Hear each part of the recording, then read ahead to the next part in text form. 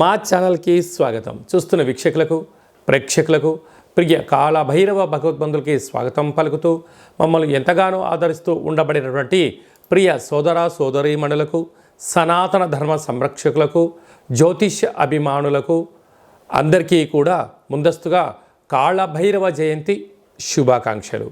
అలాగనే మనకు డిసెంబర్ 1వ తారీఖున కార్తీక మాసం ఆదివారం అమావాస్య సందర్భంగా అందరికీ ఆ అమ్మవారు, ఆ కాళభైరవుడు, ఆ జగన్మాత నిండు నూరేళ్ల ఆయురారోగ్యాలను ప్రసాదించాలని మనసారా కోరుకుంటూ, ఈ వీడియో మీరు చూస్తున్నారు అన్నట్లయితే మీకు ప్రత్యక్షంగా కానీ పరోక్షంగా కానీ కాళభైరవ స్వామికి ఆశీస్సులు మీ మీద ఉన్నట్లే అని చెప్పి గమనించాలి. ఈ వీడియోను చివరిదాకా చూసి మనసారా కాళభైరవ స్వామికి దండం పెట్టుకున్నట్లయితే మీరు అనుకుంటున్నటువంటి అన్ని పనులలో విజయం మీ సొంతం, అష్టకష్టాలన్నీ తొలగిపోయి అష్టైశ్వర్య ప్రాప్తి కలుగుతుందని చెప్పి కూడా ఆశీర్వచనం. 1/12/2024 నుండి 15/12/2024 వరకు పుట్టినటువంటి వారందరికీ కూడా ముందస్తుగా జన్మదిన శుభాకాంక్షలు. గతంలో వివాహం చేసుకున్న వారికి వివాహ వార్షికోత్సవ శుభాకాంక్షలు. ద్వాదశ రాశుల్లో గ్రహ గమనాలు ఒకసారి వీక్షింపచేద్దాం.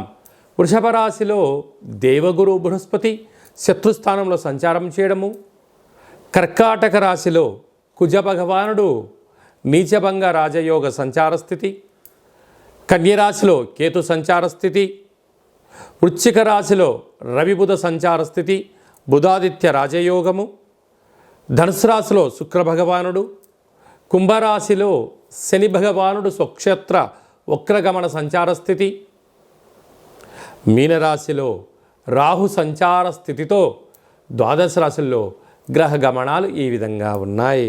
మిథున రాశి వారు ఈ ఆదివారం అమావాస్య కాళభైరవ జయంతి సంవత్సరపు చివరిలో మాసంలో ఎలాంటి విధులను పాటించాలి, ఎలాంటి యోగం పొందాలో ఈ వీడియోలో సవివరంగా సంపూర్ణంగా తెలుసుకుందాం. మిథున రాశిలో ఏ నక్షత్రాలు వస్తాయనగా మృగశిర నక్షత్రంలోని 3వ పాదం, 4వ పాదం, ఆరుద్ర నక్షత్రంలోని 4 పాదాలు, పునర్వసు నక్షత్రంలోని 3 పాదములు కలిపితే మిథున రాశి. చాలామందికి డేటా బర్త్లు లేనటువంటి వారికి పేరు యొక్క మొదటి అక్షరాన్ని అనుసరిస్తూ ఆ రాశిని తెలుసుకునే ప్రయత్నం చేద్దాం.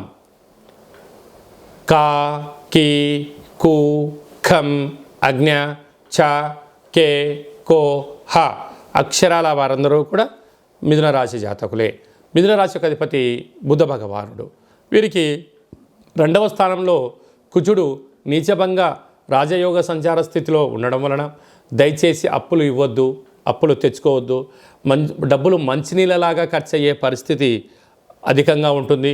వీలైనంత ఖర్చులను నివారించుకోండి, ఆదాయాన్ని పెంచే మార్గాలకు ప్రయత్నం చేయండి.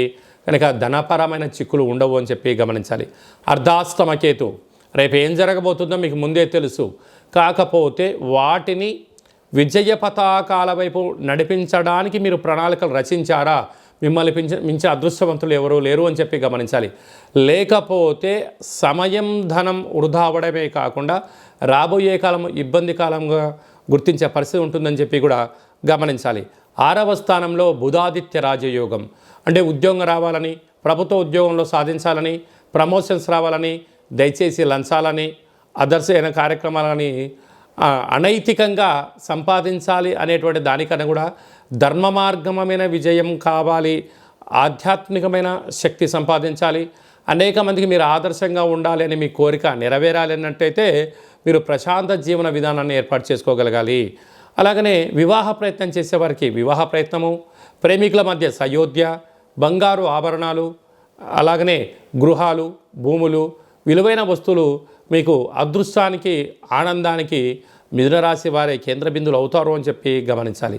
వ్యయంలో గురువు ఉండడం వలన వీలైనంత వరకు మౌనం, ధ్యానం, ఏకాగ్రత, పెద్దవారి యొక్క మాటలు, సలహాలు, సూచనలు ఇచ్చిపుచ్చుకునే వ్యవహారంలో సత్ప్రవర్తననే మన విజయానికి తొలిమెట్టు అని చెప్పి గమనించాలి.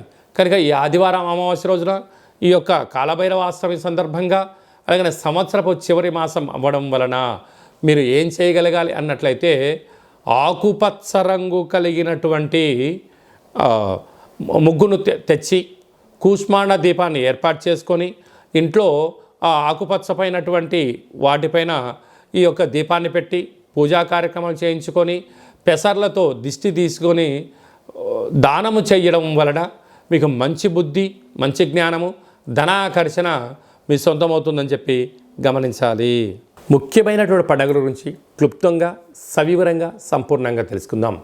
1వ తారీఖు ఆదివారం అమావాస్య, కార్తీక మాసం అమావాస్య అవ్వడం వలన వీలైనంత వరకు మనమందరము కూడా గృహంలో ఇంటిని శుద్ధి పెట్టుకొని, ఇంటికి మామిడాకులు, కొబ్బరాకులు ఏర్పాటు చేసుకొని, కూష్మాండ దీపాన్ని ఏర్పాటు చేసుకొని వెన్నతో దీపం పెట్టడం వలన సకల దుష్టగ్రహాలు తొలగిపోతాయని చెప్పి గమనించాలి.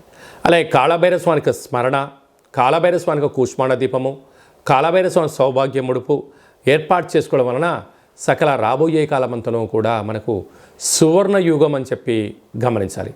ఆదివారం అమావాస్య రావడం సందర్భంగా తెల్ల జిల్లేడు యొక్క వృక్షాన్ని పై కొమ్మలు తీసేసి వేరును తీసుకొని వచ్చి సింధూరం తీసి పూజ చేసుకొని ఇంట్లో పెట్టుకున్నట్లయితే మనకు రాబోయేటువంటి 7 తరాల వారికి అద్భుత రాజయోగం మన సొంతం అవుతుందని చెప్పి గమనించాలి.